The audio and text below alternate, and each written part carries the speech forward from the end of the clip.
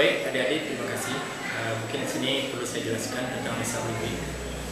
Desa Blimbing itu adalah desa yang terletak di Kecamatan Bukuan, Kabupaten Tabanan.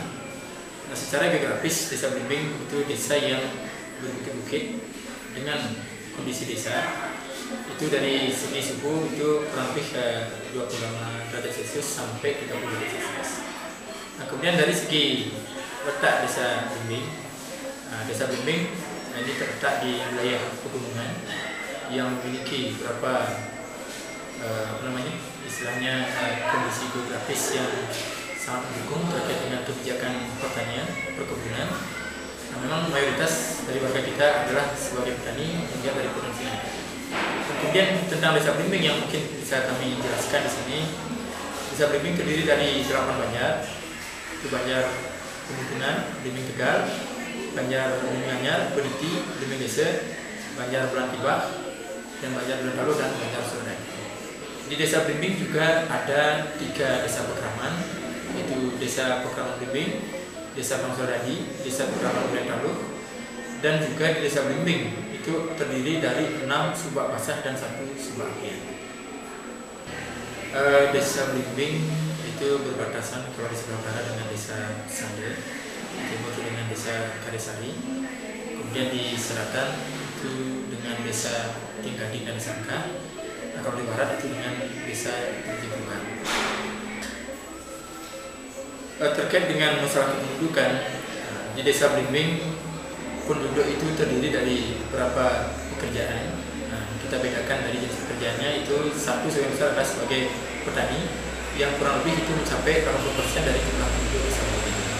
Yang kedua, Desa Blimbing sebagai buruh tani kurang lebih itu mencapai 3%. Kemudian sisanya itu terdiri dari penduduk yang memiliki latar belakang pekerjaan sebagai wirausaha, sebagai PNS ataupun bekerja di wira swasta. Nah, kemudian dari tahap pendidikan penduduk, memang sebagian besar penduduk Desa Blimbing itu masih berpendidikan setingkat SMP. Itu hampir mayoritas adalah 50% dari jumlah penduduk, dan sisanya itu adalah penduduk yang berpendidikan SMA, kemudian ada sarjana, termasuk juga di sana ada diploma. Potensi-potensi yang dimiliki oleh Desa Blimbing. Nah, yang pertama kita lihat dari wilayah Desa Blimbing. Desa Blimbing terdiri dari wilayah pertanian yang kurang lebih mencapai 2.400 hektar. Kemudian potensi ini dibarengi dengan Desa Blimbing yang memiliki potensi alam itu mana yang cukup indah dan memadai. Kemudian ada kegiatan tradisi-tradisi lokal yang masih dipertahankan oleh masyarakat, dan ini pun lebih banyak memang kami arahkan kepada unsur tradisi yang berbasis kepada kearifan lokal. Nah, dari potensi-potensi itu yang dimiliki oleh Desa Blimbing, maaf, apalagi di sana ada juga potensi sumber daya manusia yang sangat banyak sekali, dan sini bisa kita kembangkan terkait dengan pengembangan potensi desa. Nah, dalam hal ini di desa sudah ada beberapa program yang kita rencanakan dan akan kita kembangkan terkait dengan potensi tersebut. Itu salah satunya adalah pengembangan potensi desa wisata.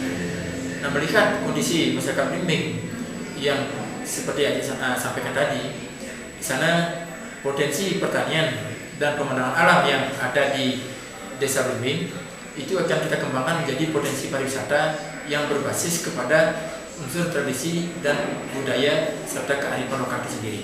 Nah, kita akan coba nanti kembangkan di sana pariwisata terkait dengan pariwisata budaya, pariwisata alam, pariwisata pendidikan, dan dibimbing banyak potensi untuk pengembangan masalah-masalah pendidikan. Nah, terkait dengan potensi-potensi dan pengembangan itu kita sudah siapkan program-program di desa bimbing. Satu, yang pertama adalah program jangka pendek. Itu kita pembenahan ke infrastruktur, termasuk juga persiapan sumber daya manusia. Dan program jangka menengah adalah persiapan infrastruktur yang terkait dengan pengembangan desa wisata. Nah, untuk program yang jangka panjang itu adalah program pengembangan desa wisata. Nah, program ini kita targetkan itu berkisar antara tahun 2020 dan 2025. Sehingga nanti 2020 dan 2025 desa bimbing sudah benar-benar siap menjadi desa wisata. Oleh karena itu, dalam konteks awal kita akan coba dulu untuk memulai dengan pelaksanaan program itu pengembangan dari program jangka pendek dan jangka menengah tadi. Nah, terkait dengan kendala-kendala yang selama ini menjadi kendala dalam rangka untuk pelaksanaan dan mewujudkan program tersebut, yang pertama itu adalah menyangkut masalah infrastruktur. Itu dibimbing seperti diketahui dengan kultur desa yang berbukit-bukit, jadi kita membutuhkan infrastruktur terutama jalan, kemudian akomodasi untuk kegiatan pariwisata, itu yang menjadi kendala utama dalam pengembangan desa. Kemudian yang kedua kendalanya itu adalah menyangkut masalah sumber daya manusia. Sumber daya manusia yang ada di desa bimbing itu mayoritas adalah sebagai petani dengan tingkat pendidikan yang rendah, sehingga memerlukan kegiatan yang ekstra dalam rangka mewujudkan daripada sumber daya manusia yang andal, ya.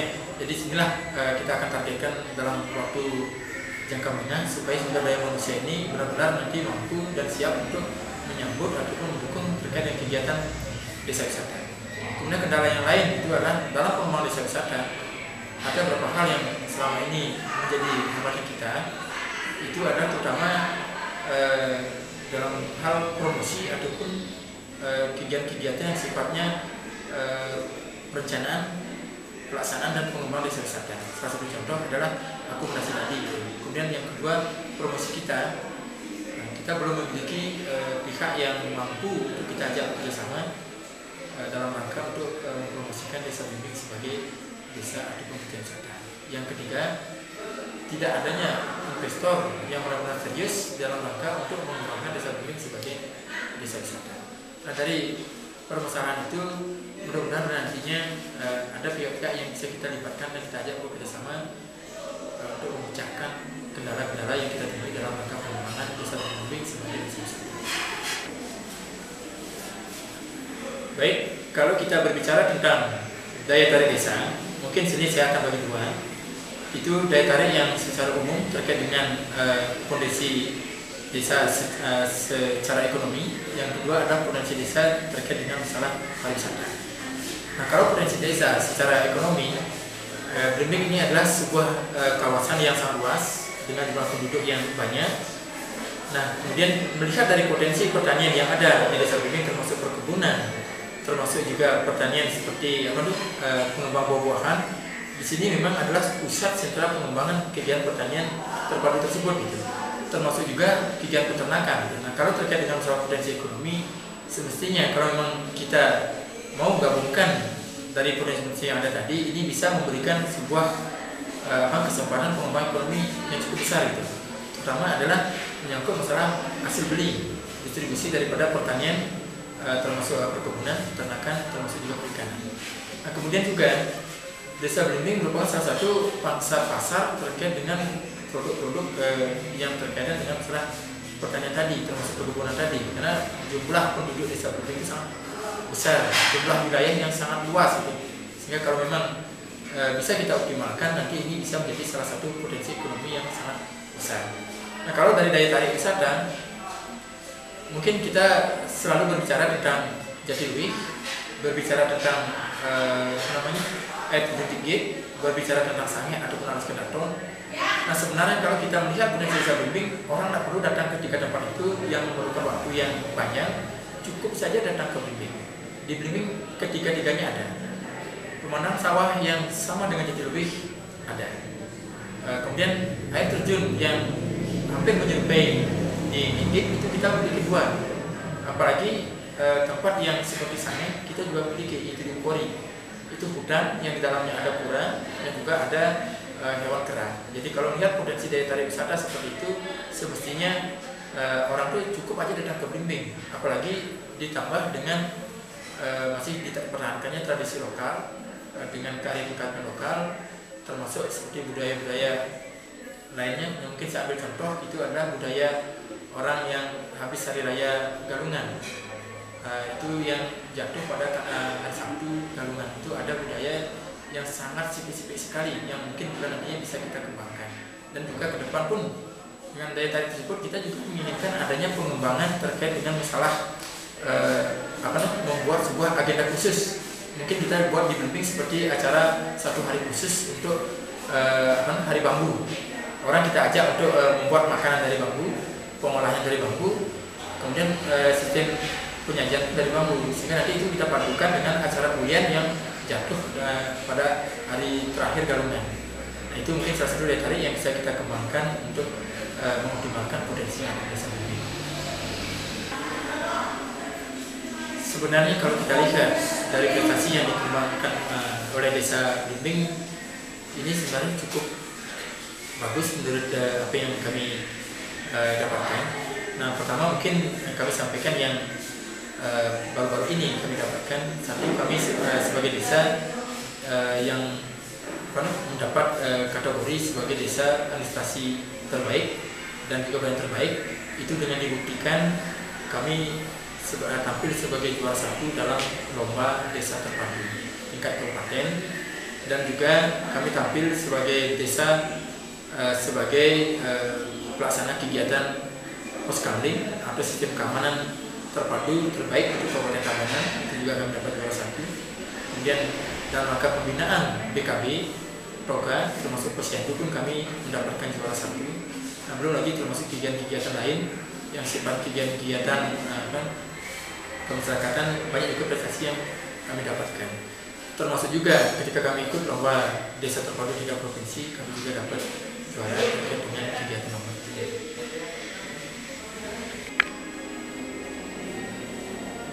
Seperti apa yang kami sampaikan tadi, dari pemaparan yang sudah saya sampaikan, nah dari target dan program-program yang ingin kita capai, mungkin saya akan bilang dari program itu ada beberapa hal. Yang pertama, dari segi infrastruktur, itu satu, kantor desa ini sudah kita selesaikan dengan budget kemarin itu ada 1.800.000. Kemudian infrastruktur jalan dari 126 km jalan yang ada di desa Blimbing itu sudah mencapai 96 km sudah bisa kita beton. Kemudian infrastruktur pertanian itu sebagian besar sudah selesai kita kerjakan.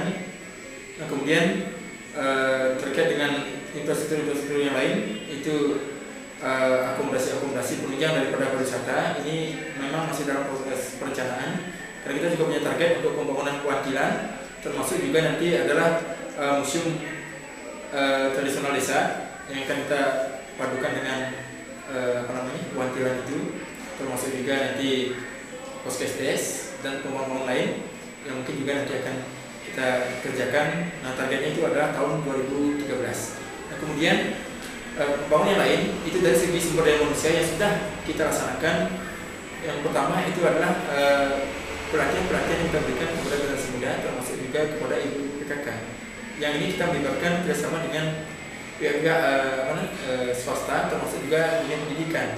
Nah, salah satunya itu adalah pelatihan guide, trekking, kemudian pelatihan untuk kewirausahaan, kemudian pelatihan terkait dengan masalah pengolahan makanan-makanan tradisional, itu seperti pengolahan ubi, pengolahan gula aren. Nah, kemudian juga pelatihan pengemasan terkait dengan makanan-makanan tadi, termasuk juga pelatihan-pelatihan bagaimana kita menyiapkan daripada akomodasi seperti persiapan untuk homestay. Gitu. Jadi di sana sudah kami berikan pelatihan bersama dengan pihak kampus. Kemarin kita sudah melaksanakan pelatihan bagaimana masyarakat menyiapkan akomodasi itu, yaitu pelatihan untuk penataan ruangan, pelatihan penataan tempat tidur, termasuk pelatihan penataan sarana pembantu seperti di kamar mandi, termasuk di kloset, termasuk di pekarangan yang yang nanti diharapkan bisa membuat wisatawan itu merasa nyaman gitu. Nah itu dari program-program yang terkait dengan peningkatan sumber daya manusia, termasuk juga kami mengirimkan beberapa PKK itu untuk ikut pelatihan sampai keluar daerah, itu tepatnya di Sulawesi Selatan, dalam rangka untuk pengoptimalan potensi-potensi lokal yang ada di desa Blimbing. Nah kalau program-program yang lain yang menyangkut masalah pariwisata, kami juga sudah bekerjasama dengan pelaku-pelaku pariwisata, termasuk juga dengan pihak-pihak pemerintah. Nah tahun ini kami mendapatkan program PNPM pariwisata dari pemerintah senilai 75 juta dalam rangka pengembangan desa wisata Blimbing. Nah kemudian juga dari pihak swasta kemarin kami bekerja dengan Bali Gue yang dalam hal ini di bawah naungan dari Bapak IGD Adike. Nah sana kita buat program-program yang terkait dengan pengembangan desa wisata dan sekaligus juga pendeklarasian desa wisata Blimbing sebagai desa wisata ekologis. Nah itu sudah kita kerjakan, termasuk juga pembuatan sarana-sarana jalan itu terutama adalah masuk jalan-jalan trekking. Nah kemudian yang terakhir program yang telah kami laksanakan itu kami bekerjasama dengan pihak Subak, terutama adalah para petani kita mempertahankan daripada kelestarian Subak, termasuk juga ada rencana untuk membuat nanti kawasan Blimbing sebagai kawasan yang istilahnya terbebas dari unsur-unsur kimia. Nah sehingga kami kemarin sudah melibatkan Subak, dan kami juga sudah membuat sebuah kesepakatan dan perjanjian untuk mulai mengurangi bahan-bahan yang mengandung unsur kimia, terutama adalah dalam rangka kegiatan pertanian. Harapan kami terutama adalah terkait dengan perkembangan desa Blimbing. Dengan apa yang kami sampaikan tadi, semoga desa Blimbing benar-benar bisa menjadi desa wisata yang pada intinya nanti kami berharap bisa menambah pendapatan desa Blimbing, sehingga nanti secara otomatis itu juga akan meningkatkan kesejahteraan masyarakat. Nah, karena mengingat kendala-kendala yang kami hadapi di desa Blimbing demikian banyaknya, kami berharap sekali adanya bantuan dan keterlibatan baik itu dari pemerintah, dari pihak swasta, ataupun dari pelaku-pelaku yang berkaitan dengan masalah pariwisata, dan juga dari masyarakat Blimbing sendiri. Kami tetap berharap bahwa soliditas masyarakat Blimbing yang sudah terjalin selama ini dan partisipasi aktif dari masyarakat dalam rangka pembentukan pembangunan desa Blimbing itu bisa lebih ditingkatkan, sehingga kita ke depan benar-benar bisa mewujudkan desa Blimbing yang harmoni, itu desa Blimbing yang serasi, selaras, baik dari segi pengetahuan, perekonomian, ataupun dari segi yang lainnya.